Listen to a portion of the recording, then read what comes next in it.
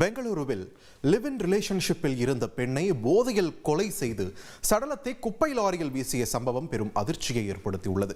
கூடுதல் விவரங்களுடன் இணைகிறார் எமது செய்தியாளர் பாரதிராஜா. பாரதிராஜா, மிகவும் அதிர்ச்சிகரமான ஒரு சம்பவம் வெளியே வந்திருக்கு.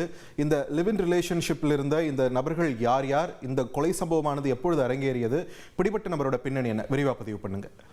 கண்டிப்பாக இந்த சம்பவம் நடந்திருப்பது பெங்களூரு நகரில் உள்ள சிகே அச்சுக்கட்டு அப்படின்ற போலீஸ் எல்லைக்கு உட்பட்ட பகுதியில் தான்.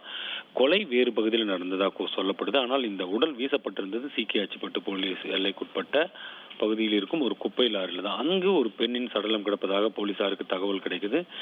அங்கு சென்று பார்க்கும்போது அந்த பெண்ணுக்கு, அதாவது சடலமாக கிடந்த பெண்ணுக்கு 40 வயது இருக்கலாம் அப்படின்னு கண்டுபிடிக்காங்க. உடனடியாக அது சுற்றுமுற்றும் இருக்கிற பகுதியில் இருக்கிற சிசிடிவிகளை ஆய்வு செய்கிறார்கள். அப்போது ஒரு சந்தேகத்திற்குரிய வாகனம், ஆட்டோ வாகனம் அந்த வழியாக வந்து செல்வது போலீசாருக்கு தெரிய வருது.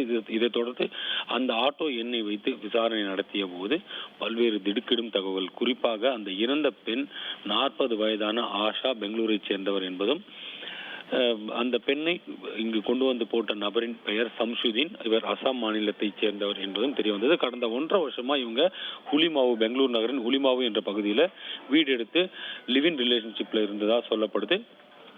இந்த நிலையில நேற்று முன்தினம் இரவுல இருவருக்கும் குடிபோதையில் தகராறு ஏற்பட்டிருக்கு. வாக்குவாதமாக ஆரம்பித்தது.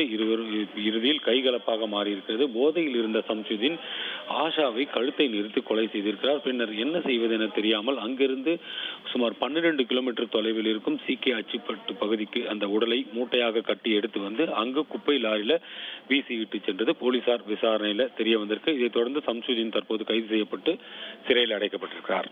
உங்கள் விரிவான தகவல்களுக்கு நன்றி பாரதிராஜா.